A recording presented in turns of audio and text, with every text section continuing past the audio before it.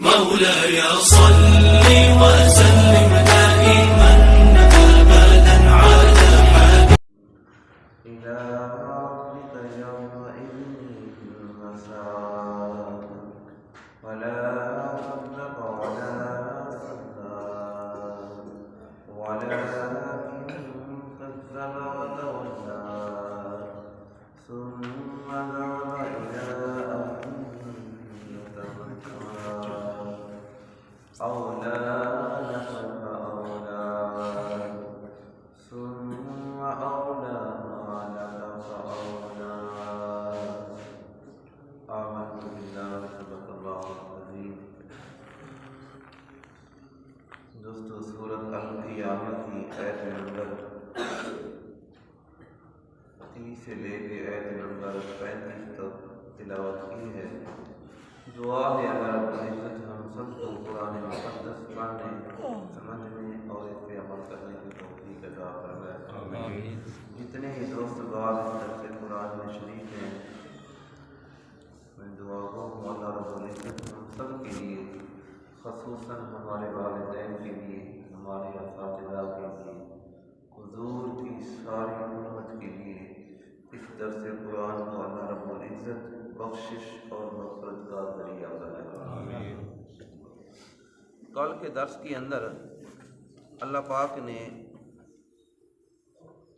انسان کی اس موت کا ذکر فرمایا کہ جس وقت مریض لا علاج ہو جاتا ہے، ڈاکٹر، حکیم، طبیب سب جواب دے دیتے ہیں، پھر اداسی کی حالت کے اندر جو ان کے عزیز ہوتے ہیں، رشتہ دار ہوتے ہیں، قریبی ہوتے ہیں، وہ پھر تلاش کرتے ہیں کہ یار کسی سے دم کرایا جائے، کسی سے پھونک جھاڑ کرائی جائے.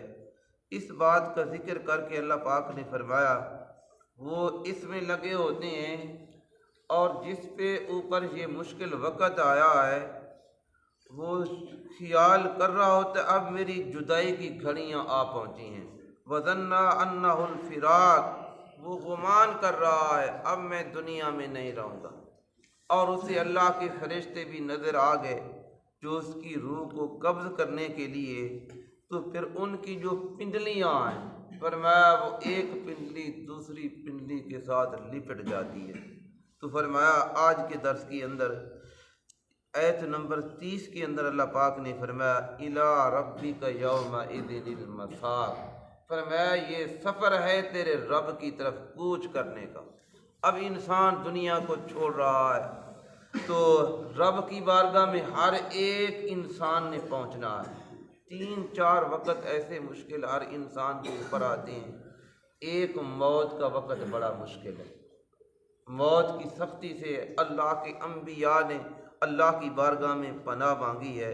حالانکہ اللہ کے فرشتے جو روح قبض کرنے کے لیے آتے ہیں ان کے خادم ہیں، لیکن اس کے باوجود موت کی جو گھڑی ہے وہ آدمی جانتا ہے کہ جس کے اوپر آپ پہنچی ہے، اور ایک ایک انسان کے عضو سے، بال سے روح کا نکلنا ہے. آپ دیکھتے ہیں ہم جانور ذبح کرتے ہیں، جانور ذبح کیے اور کتنی دیر تک وہ تڑپتا رہتا ہے، وہ اس کا گوشت کانپ رہا ہے، وہ ایک جانور ہے. پھر اس کے اوپر آپ نے چھری چلائی ہے اور یہاں اللہ کا فرشتہ آپ کی روح کو نکالنے کے لیے آیا ہے. تو اللہ کی بارگاہ میں معافی بھی مانگنی چاہیے، تیاری کرنی چاہیے. اور دوسرا وقت انسان کا قبر کے اندر پہنچنا ہے، جو پہلی رات ہے قبر کی. یہ دنیا کی رات اور پہلی رات قبر کی وہ بڑی مشکل ہے. وہاں اللہ کے وہ فرشتے آ رہے ہیں سوال و جواب کرنے کے لیے. ان کی شکلیں بڑی ڈرونی ہیں، لیکن ایمان والوں کے لیے نیک عمل کیے تو وہی فرشتے اس کے لیے خوبصورت بن کے آ رہے ہیں. تو ان کے جو فاسق ہے، فاجر ہے، اس کی قبر کے اندر جو ان کا ایک دانت ہے اس کی وہ ہیبت نہیں کر سکتے، نہیں برداشت کر سکتے.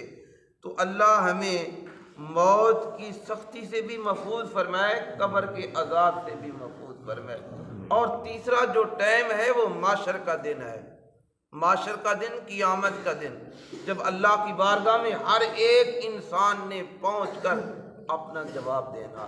میرے بھائی یہاں کوئی مشکل آئے، دوست احباب مدد کے لیے آ جاتے ہیں، اپنے عزیز رشتہ دار آ جاتے ہیں، بہن بھائی آ جاتے ہیں، اولاد آ جاتی ہے، وہاں کوئی نہیں، آپ نے جو عمل کیا ہے اسی کو آپ نے بانٹنا ہے۔ تو اللہ پاک نے فرمایا اِلیٰ ربک یومئذ المساق، اِلیٰ طرف رب کا، تیرے رب کی طرف، یومئذ یہ دن تیرے رب کی طرف، مساق کوچ کرنے کا ہے، اس دنیا کو چھوڑنے کا دن آ گیا۔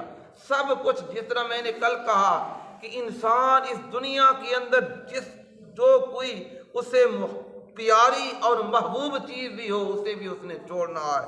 آگے اللہ پاک نے فرمایا، یہ آیتیں ابو جہل کے حق میں نازل ہوئیں، اور فرمایا کہ کفار مشرکین، کیونکہ یہ ان کا سربراہ تھا، تو اللہ پاک نے فرمایا جو کسی کا سربراہ ہوتا ہے اس کے جو پیروکار ہوتی ہیں ان کو بھی اسی طرح کا حصہ ملتا ہے۔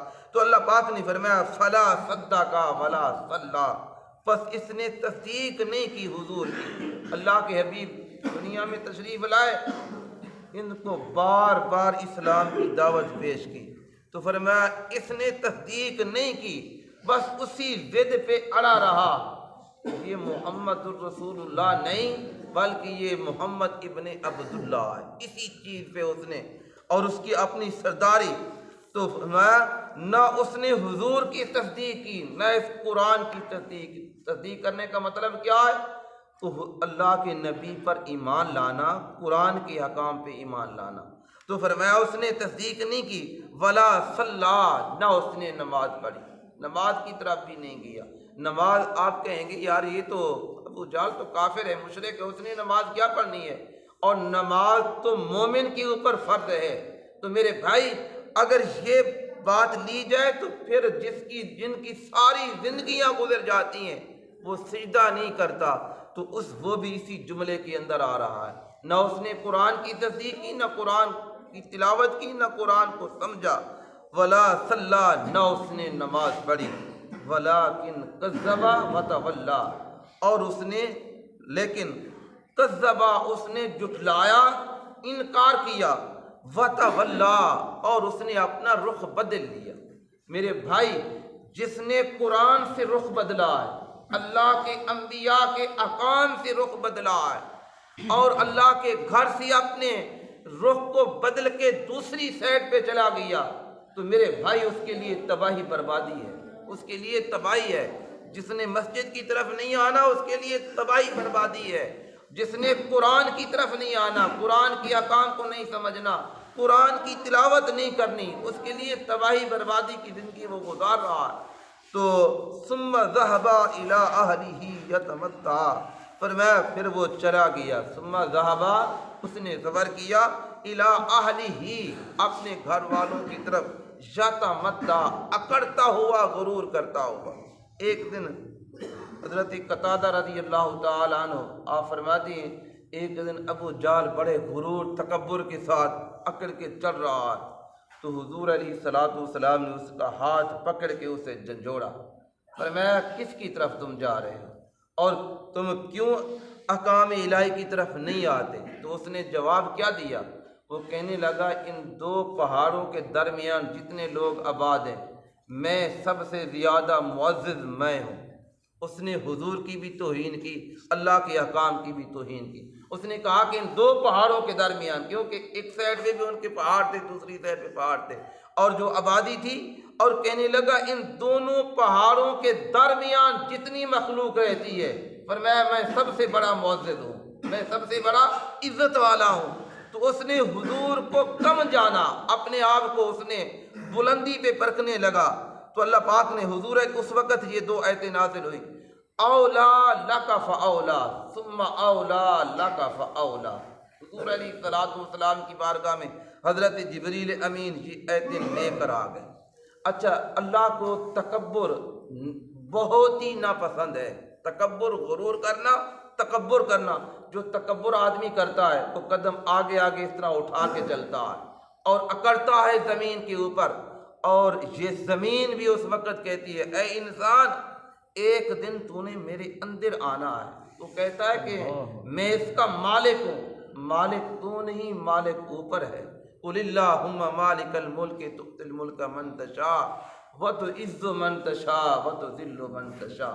انسان سمجھتا ہے یہ کھیت میرے ہیں، زمین میری ہے، پلاٹ میرا ہے، صرف کاغذی طور پہ اس کے ہیں، کاغذی طور پہ کاغذ پہ لکھا ہے آج یہ اس کا مالک ہے، لیکن اس کے اوپر موت آئی مالک اور ہو گیا، اور اس کے اوپر موت آئی مالک اور ہو گیا۔ تو فرمایا تو مالک نہیں، مالک وہ ہے، اور ہاں تو سمجھتا ہے میں اس کا مالک ہوں۔ فرمایا میں تیری مالک ہوں، ایک دن تو نے میرے اندر آنا ہے، پھر دیکھیں میں تیرے ساتھ کیا سلوک کرتی ہوں۔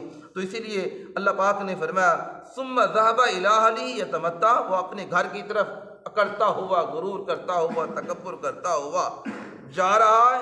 تو یہ دو آیتیں نازل حضور علیہ الصلوۃ والسلام نے اسے جھنجھوڑا، فرمایا کہ ایمان لے آؤ، اولا لک فاولا، تیری خرابی آ لگی، اب آ گئی تیری خرابی، ثم اولا لک فاولا، پھر تیری خرابی آ گئی، اب آ لگی تیری خرابی۔ تو حضور علیہ الصلوۃ والسلام نے فرمایا تو نہیں سمجھتا کہ ہاں تو کہتا ہے کہ میرے پاس مال ہے، میرے پاس عزت ہے، میرے پاس لوگ میری عزت کرتے ہیں، لیکن تو نے اپنا دین آخرت تباہ کر لی ہے اور تو نے ایمان نہیں لایا۔ تو حالانکہ حضور کا چچا ہے، قریبی ہونے کے باوجود حضور علیہ الصلوۃ والسلام نے فرمایا ہر امت کا ایک، ہر نبی کا ایک فرعون تھا، اور میری امت کا فرعون یہ ابو جہل ہے، جتنا اس نے مجھے ستایا ہے کسی نے نہیں ستایا۔ تو فرمایا اولا لک فاولا، میرے بھائی جس وقت موت آ گئی، موت کا ٹائم قریب آ گیا، اگر آپ نے اپنی زندگی نیک اعمال کے گزار کے جا رہا ہے تو کامیاب ہو کے جا رہا ہے، اور تو بھی خوش ہے، تیرے گھر والے بھی خوش ہیں، اور جس نبی کا تو نے کلمہ پڑھا ہے وہ بھی نبی تیرے اوپر خوش ہے۔ آج میرا امتی کامیاب ہو کے میرے پاس آ رہا ہے، اللہ بھی خوش ہو رہا ہے، محبوب آپ کا امتی میری بارگاہ میں آ رہا ہے، کامیاب ہو کے آ رہا ہے۔ تو اللہ کے فرشتے جس طرح میں نے کل کہا کہ پھر اس روح کا نام لیتے ہیں، آپ کا نام لے کر کہ ہاں کہ یہ فلاں ابن فلاں کی روح ہے، تو پہلے آسمان کے فرشتے کہتے ہیں اہلاً و سہلاً مرحبا، ہم تو اسے خوش آمدید کہتے ہیں، ہم تو اس کا استقبال کرنے کے لیے تیار کھڑے ہیں۔ تو میرے بھائی اگر آپ نے نیک عمل کیا ہے، کامیاب ہو کے جا رہے ہیں، یہ دنیا بھی آپ جو آنے کا مقصد تھا اس کے اندر بھی کامیاب ہو گئے، اور عالم برزخ کے اندر بھی کامیاب ہو گئے، اور معاشر کے دن بھی کامیاب ہو گئے۔ اگر یہاں آپ نے مال تو کما لیا، دنیا کما لی، اپنا نام کی شہرت تو کر لی، لیکن آخرت کی تباہی بربادی کر لی تو پھر کچھ حاصل نہیں ہوا۔ جس طرح اللہ کا قرآن کہہ رہا ہے، حضور علیہ الصلوۃ والسلام نے فرمایا اولا لک فاولا ثم اولا لک فاولا، پھر وہ قریب جو گھڑیاں آ رہی ہیں وہ تباہی اور بربادی اور اللہ کے عذاب اور جہنم کی آگ اس کے سامنے آ رہی ہے۔ تو دعا ہے اللہ رب العزت ہم سب کو حضور علیہ الصلوۃ والسلام کی بتائے ہوئے احکام کے مطابق عمل کی توفیق عطا فرمائے، ہمیں اپنی موت اور اپنی قبر کی تیاری کرنے کی توفیق عطا فرمائے۔ حضور کی امت کے لیے بیٹھ کے دعا کیا کریں، یہ اللہ کے حبیب کو بڑی پسند ہے، اللہ اس کو پسند کرتا ہے۔ اور دوسری بات کہ آخرت کے لیے دعا کیا کریں، اللہ مجھے اپنے نبی کا قرب نصیب فرما، مجھے اپنے نبی کی سنگت نصیب فرما۔ حضرت انس رضی اللہ تعالی عنہ آپ فرماتے ہیں غالباً کہ ایک صحابی رسول آئے، اس نے کہا یا رسول اللہ صلی اللہ علیہ وسلم میں آج بیٹھا تھا اور میرے دل کے اندر خیال آیا کہ یہاں دنیا کے اندر جب بھی کوئی مشکل پیش آتی ہے ہم آپ کے پاس آتے ہیں، اور جب قیامت کا دن ہوگا آپ بڑی بلند جگہ پہ ہوں گے، ہم تو نہیں مل سکیں گے۔ حضور علیہ الصلوۃ والسلام نے فرمایا جو جس کے ساتھ دنیا میں محبت کرتا ہے وہ وہاں اسی کے ساتھ کھڑا ہوگا۔ فَأُولَٰئِكَ مَعَ الَّذِينَ أَنْعَمَ اللَّهُ عَلَيْهِم مِّنَ النَّبِيِّينَ کی آیت کریمہ حضرت جبریل امین لے کر حضور کی بارگاہ میں آ گئے۔ تو ہم یہاں دور ہیں، مدینہ بہت دور ہے، مکہ مکرمہ بہت دور ہے، لیکن یہ فاصلے اللہ کے حبیب کے لیے دور نہیں، بڑے قریب ہیں، لیکن اس دل کے اندر حضور کے ساتھ محبت کرنی ہے، تو پھر جو اس دل کے اندر ہر وقت اے اللہ مجھے اپنے نبی کا قرب نصیب فرما، اللہ مجھے اپنے نبی کی سنگت نصیب فرما، تو یہ روح نکلتے ہی اللہ کے حبیب کی سنگت بھی مل جائے گی، حضور کا قرب مل جائے گا، وہ آدمی کامیاب ہے اس دنیا کے اندر بھی آخرت کے اندر بھی۔ اللہ ہم سب کو عمل کی توفیق عطا فرمائے، آمین۔ وآخر دعوانا الحمدللہ۔